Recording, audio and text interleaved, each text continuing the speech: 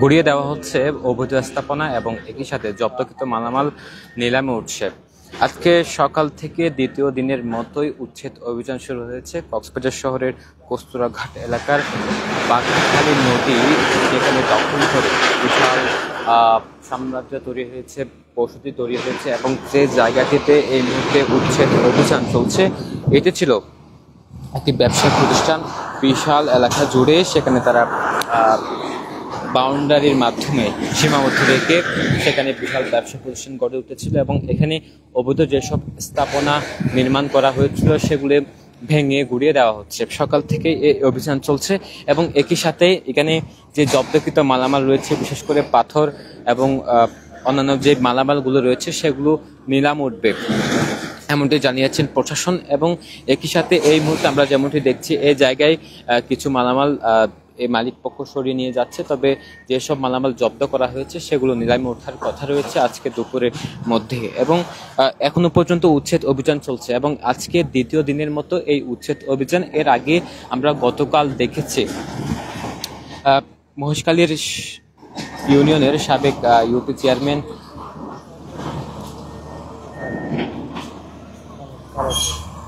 খালেকের একটি সাম্রাজ্য, তার অবৈধ স্থাপনা, সেটি উচ্ছেদ হয়েছিল গতকাল এবং সে সময়ও কিছু বাঘ বিতণ্ডার ঘটনা আমরা দেখেছি। আজকেও ঠিক একই চিত্র দেখেছি। বিশেষ করে আজকে শুরুতে যখন উচ্ছেদ অভিযান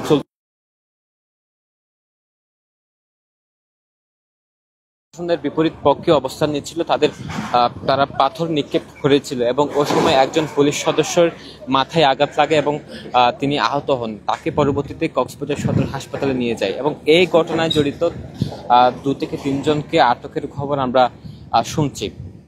এই যে জায়গায় স্থাপনা নির্মাণ করা হয়েছিল অবৈধভাবে, এই জায়গায় ছিল বাঘখালী নদী। সে বাঘখালী নদী তার প্রাণ প্রকৃতি হারিয়েছে দখলদারদের কবলে। বাঘখালী নদীর প্রাণ প্রকৃতি হারিয়েছে এইসব জায়গায়, যে জায়গায় এখন স্থাপনাগুলো নির্মাণ করা হয়েছিল এবং যে জায়গায় স্থাপনাগুলো উচ্ছেদ করা হচ্ছিল, এই জায়গাগুলোতে মূলত যে অবৈধ দখলদারেরা দখল করে রেখেছিল, ব্যবসা প্রতিষ্ঠান গড়ে তুলেছিল, এইসব স্থাপনাগুলো মূলত গুড়িয়ে দেওয়া হচ্ছে। এর আগে এর অপর পাশেও আমরা দেখেছি বিশাল স্থাপনা, সেখানেও উচ্ছেদ অভিযান শুরুতে উঠে ছিল এবং এই মুহূর্তে এই জায়গায় চলমান রয়েছে। বিশেষ করে এখানে নিরাপত্তা ব্যবস্থা যদি বলি, পুলিশ, র্যাব, সেনাবাহিনী কাজ করছে যাতে এখানকার শৃঙ্খলা ফেরানো যায়। এবং আমরা দেখেছি সকাল থেকে যে খবরটি ছিল, একজন পুলিশ সদস্য আহত হয়েছে এবং সেই ঘটনায় 2 থেকে 3 জনকে আটক করার ঘটনা আমরা শুনেছি।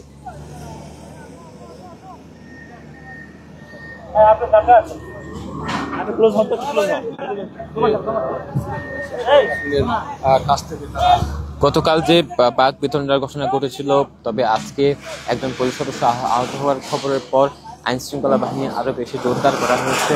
সেনাবাহিনী কাজ করছে, র্যাব, পুলিশ তারা কাজ করছে। এই যে কক্সবাজার পৌরসভার একদম পাশেই কস্তুরাঘাট এলাকা, যেখানে ছিল বাঘখালী নদীর প্রাণ ছিল, প্রকৃতি ছিল, বিশাল প্যারাবন ধ্বংস করে দিনের পর দিন গড়ে উঠেছে এখানে বসতি এবং একই সাথে বিভিন্ন ব্যবসায়িক প্রতিষ্ঠান গড়ে উঠেছে। সম্প্রতি সময় সবচেয়ে বেশি দখল দূষণে এই বাঘখালী নদী।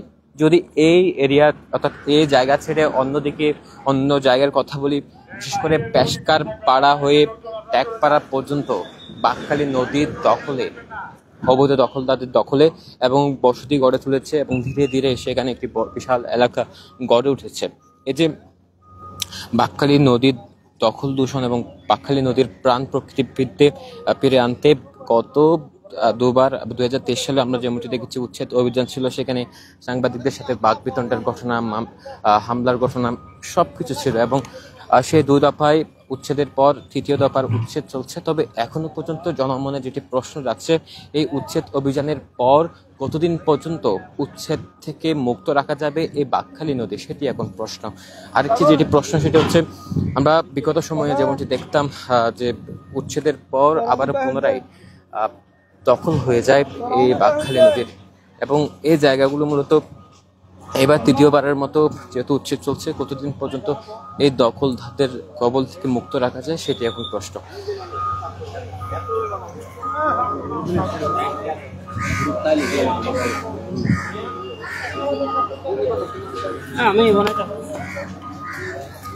এটা ঠিক সামনে যে ভবনগুলো উচ্ছেদ করা হয়েছে, এখানে একটি মাদ্রাসা ছিল, একটি মসজিদ ছিল, অপর পাশে এই ব্যবসা প্রতিষ্ঠানে কর্মরত কর্মচারীরা তারা ওখানে থাকতো অথবা রাত্রি যাপন করতো। এই যে ব্যবসা প্রতিষ্ঠান ঘিরে এখানে একটি মাদ্রাসা এবং মসজিদও গড়ে তুলেছিল, যারা এই জায়গাটি দখল করে ব্যবসা প্রতিষ্ঠান চালিয়ে আসছিল তারা, এবং সেগুলো গুড়িয়ে দেওয়া হয়েছে। এছাড়া সামনে যে পাথরগুলো দেখছেন সেগুলো নিলামে ওঠার কথা জানিয়েছেন প্রশাসন।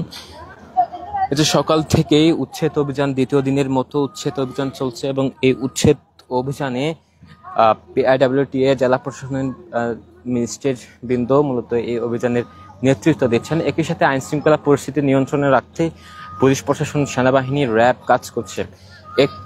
তবে বেশিরভাগ যেটি মূলত বাধার সৃষ্টি হচ্ছে প্রশাসন, সেটি হচ্ছে সকালের দিকে পোস্টারঘাটের প্রবেশ মুখে একটি ঘটনা ঘটে, যেটি হচ্ছে পাথর নিক্ষেপের ঘটনায়। ওই সময় পুলিশ সদস্য আহত হয়।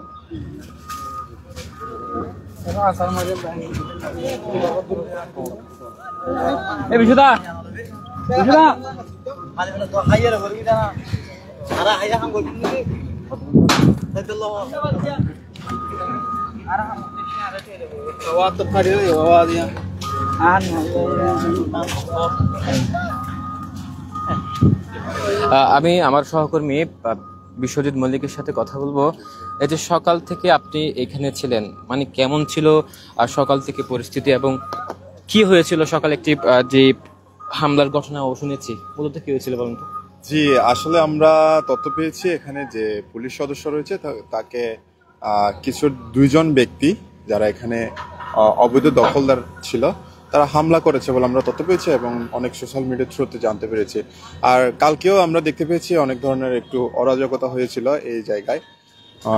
তার পাশাপাশি যে খালেক চেয়ারম্যান সম্ভবত যিনি ছিলেন, তার ছেলেরা একটু ওই সমস্যায় জড়াচ্ছিল, বাগবিতণ্ডা জড়িয়েছিল। এবং আজকে কেমন হয়েছে? আজকে উচ্ছেদ কি উচ্ছেদ করা হয়েছে? এখানে একটি শুনেছি মাদ্রাসা ছিল এবং মসজিদ নির্মাণ করেছিল যারা অবৈধভাবে দখল করে রেখেছিল, এবং একটি ব্যবসায়ী প্রতিষ্ঠান ছিল। এখানে ভবনগুলো কবে নাগাদ এই অভিযান শুরু হয়েছিল এবং এখানে নিলামে উঠছে কিনা? হ্যাঁ, আমরা শুনতে পেয়েছি এবং দেখতেও পেয়েছিলাম যে এখানে এই যে ঠিক আমার পাশে যেটা দেখতে পাচ্ছেন, এটি একটি এখানে একটা মসজিদের মতো ছিল, তার পাশাপাশি এতিমখানার কিছু শিশুরা ছিল।